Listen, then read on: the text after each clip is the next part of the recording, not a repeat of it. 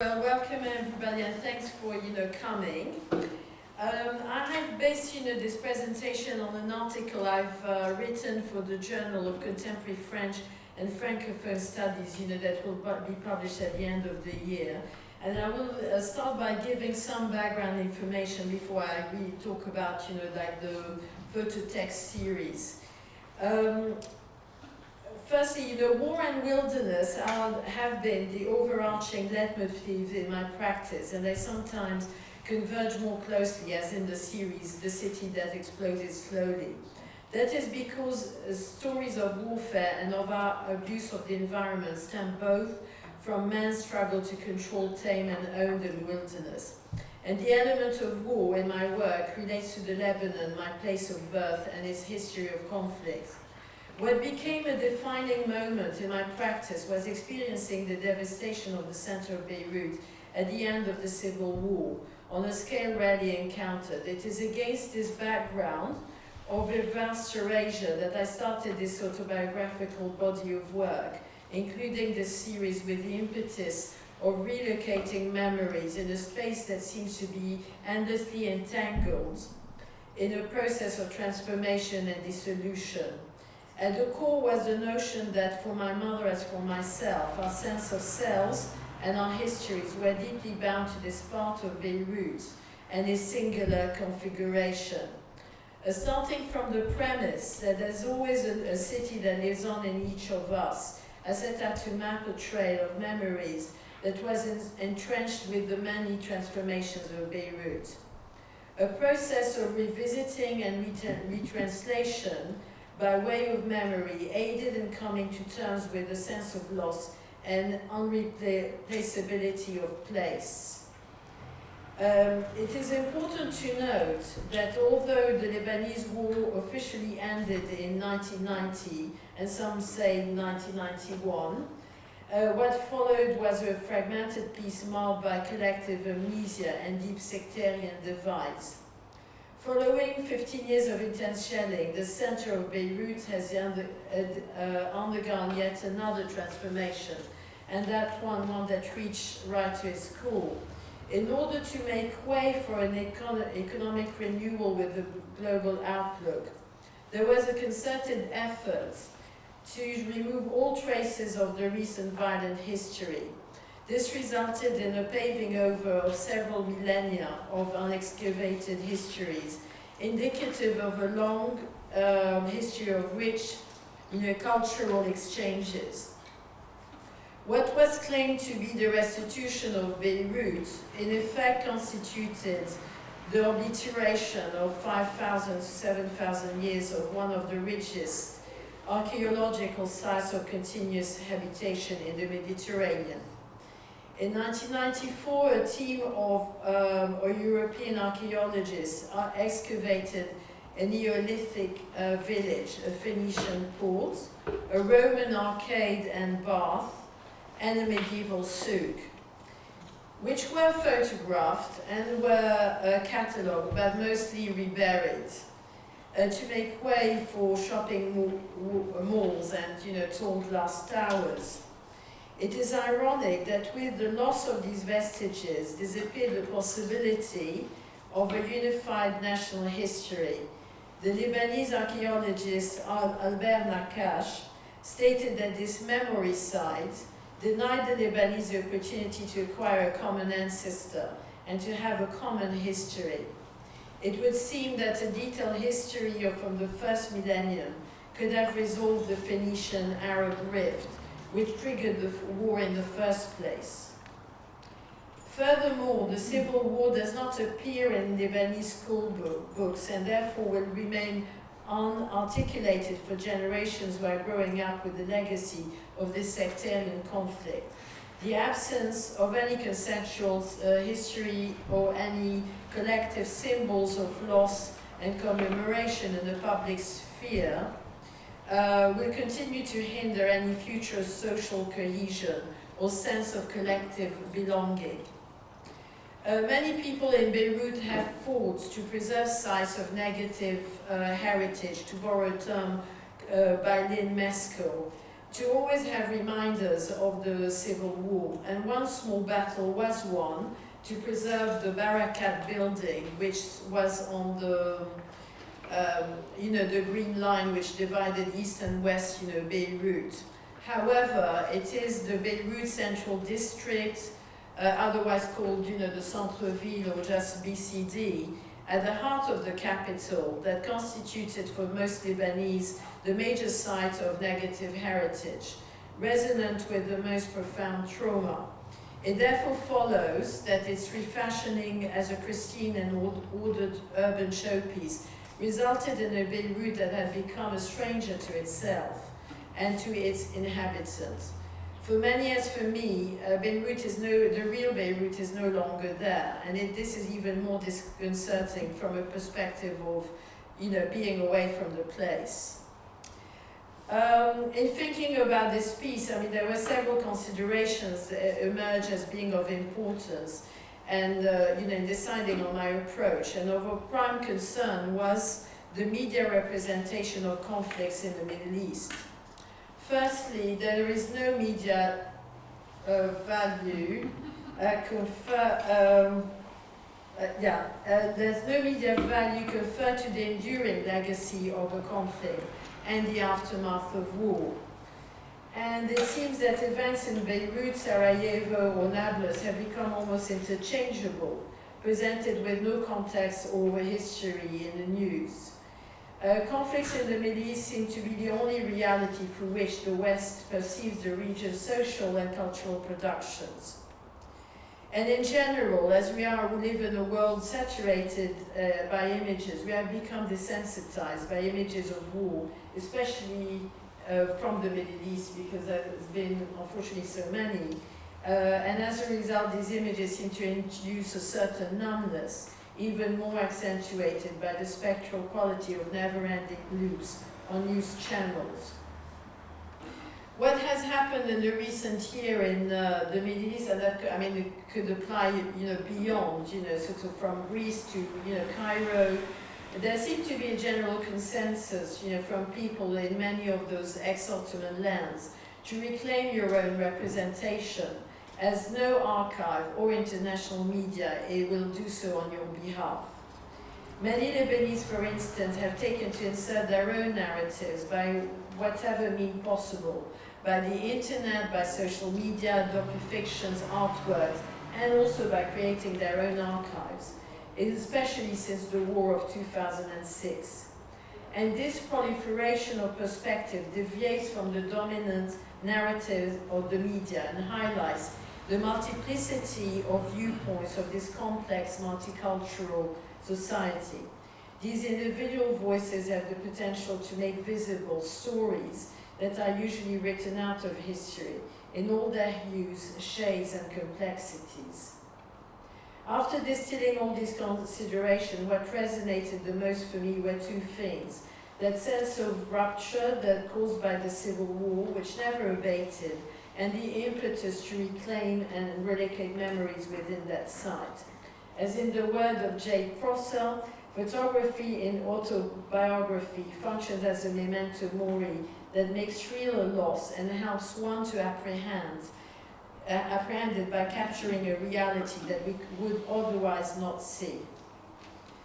Here I can show you the complete phototext series, which consists of 6 wall composition as it was exhibited at Space a few years ago. You can see, it's like an unlinear, like arrangement.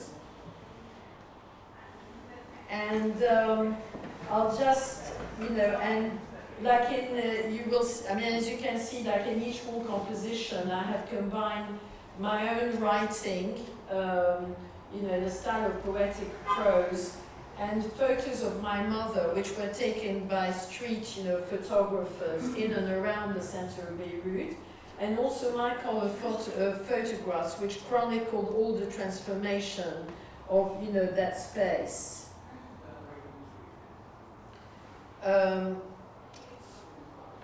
Okay,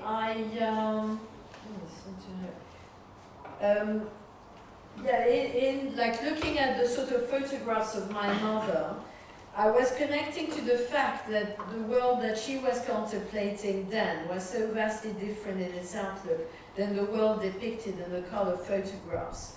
An interesting dislocation was created by the contrast between the candid optimism of those photographs and the flawed reality of the war-damaged city. In a Benjaminian sense, these photographs acted as a mechanism of arrest and contemplation, and as a result could offer postulation of what could have been and of other projected possibilities.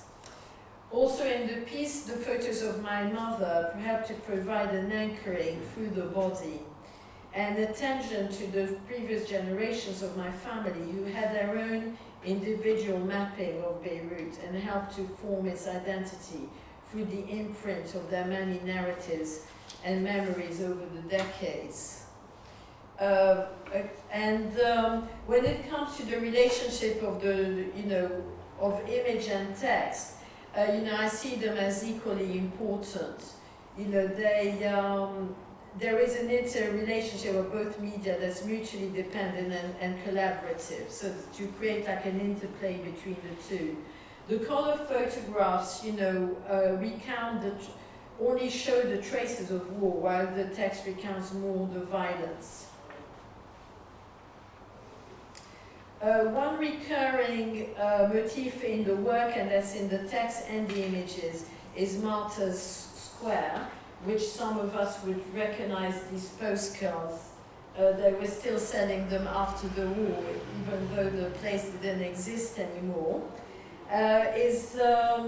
This square, which was the main public space, like in Beirut, and it shows like the martyrs statue who actually challenged Ottoman rule.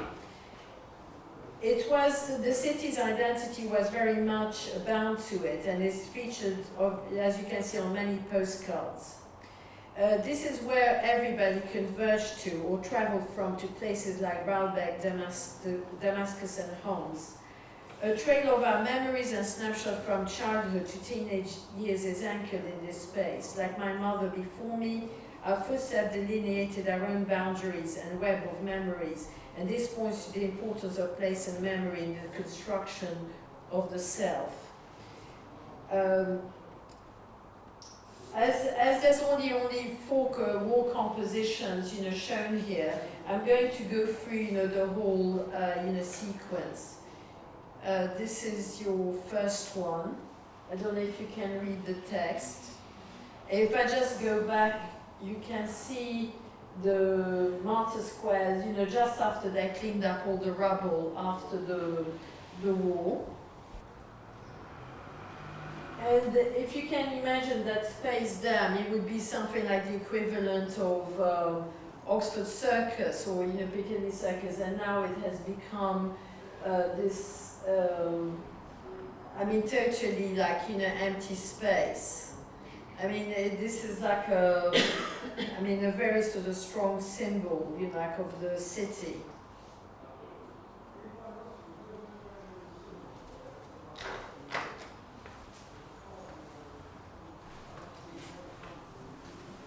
In a lot of the text, there's always that sense that, the way the memory goes through a process of constant retranslation and sometimes gathering this filmic, quality. But in all, the impetus, remained the same, that need to remember. And as in the quote of Louis Buñuel, life without memory is no life at all. Our memory is our coherence, our reason, our feeling, even our action. Without it, we are nothing. A lot of this totally, this constant, weaving of the self and, the city and experiencing the city. And often describing it like as a magical experience, but it's also a lot to do with the special, the unique configuration of that space. And as an actual imagining, if you can imagine an urban space that really speaks, to your imagination. And experiencing something that was formed by many layers of time and history, and where, the inhabitants' imprints, were visible. By contrast, if you compare it, to many global cities, which are highly regimented and regulated by systems and often built around a grid, the imprint of the individual is very restricted, and the total homogeneous code reigns over the public realm from every facade and square. This is like wall composition 4. 4 and 5 talk me very much about the period, of war. And, the old, the center of Beirut was the epicenter of the war, and it was totally engulfed into like a, dark brackets, for many years. Okay, this is the two images that relate, to that period of war. It is, in the imagery, it is represented by a dark void, as if that period was set outside of time. And many Beirutis would recount that they had the sense of stepping out of outside reality, and often thought that one day they would wake up from this nightmare to resume their normal lives. And whenever there was a lull in the fighting, the fear that within a split second all could descend into total chaos once again never left you.